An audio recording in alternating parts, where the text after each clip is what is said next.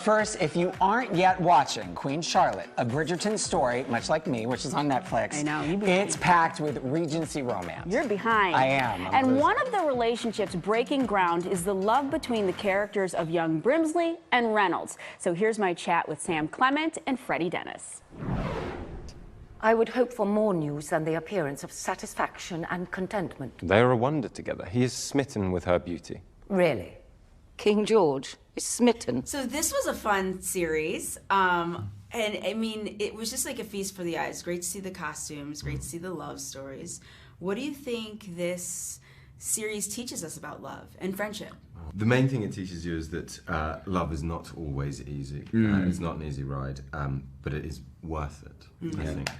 And quite a succinct way of putting it. Yeah. Totally, very succinct. In fact, I wouldn't be able to do that. And loyalty. There's this theme of loyalty that I find incredibly moving within this show, and it teaches you so much about integrity within a relationship, and that, as Freddie's always said, it's not always good and easy and sunshine and roses, and regardless, But it is worth fighting for. And it is worth fighting for. Exactly, Yes. that's it. It's worth fighting for. So there's so much about the Regency era that sucked, especially for women. But if you could bring something back, you could bring it to modern times, what would it be? High heels for men. High heels for men. You're already tall. Yeah, I know, so but what I do you love think high it. I heels love was? those- It's selfish. Yeah, that is. I'll have the high heels. Very much. No, I thought they were great. I loved wearing those things. You That's did? a good- yeah, everyone they could didn't always pinch hear your me. feet? They did a little, actually, sometimes. Yeah. Okay, so you've given a piece of costume. I'd go, the dances. I think there's people turning up and doing a dance together. Yeah.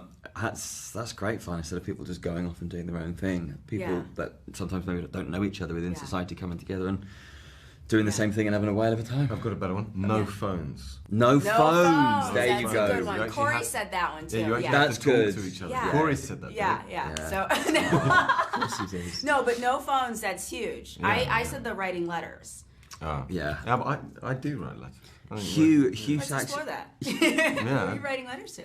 doesn't. I don't know. Yeah, you write letters. I write letters to lots of people. I love it. Hugh actually plays the Otter Brimsley. He has this thing where he goes abroad and he writes letters to his friends and sends them. And he's like, I don't want a response. I just like to write letters to people I've not spoken to for a while. And it's really, really lovely quality. It really is beautiful. Yeah, it's beautiful. So you two, young in acting, and you stumble into Shondaland. How's the ride been for you? How has that happened? Yeah. How has that? We're still saying now. How has that happened? Yeah. It's been a whirlwind. Yeah. But just it's been amazing. It's been the greatest privilege of my life so far. Terrifying at times, but great. Yeah, and I agree. Terrifying and overwhelming, but it's the most welcoming family of people, and it's the whole thing's such a creative process. You have such a say in how these characters and this story is told, which you don't always have. So it's been a really liberating experience on so many levels. Thank you so much for your time. Really good to meet you. Come to Chicago to visit. I'd love to.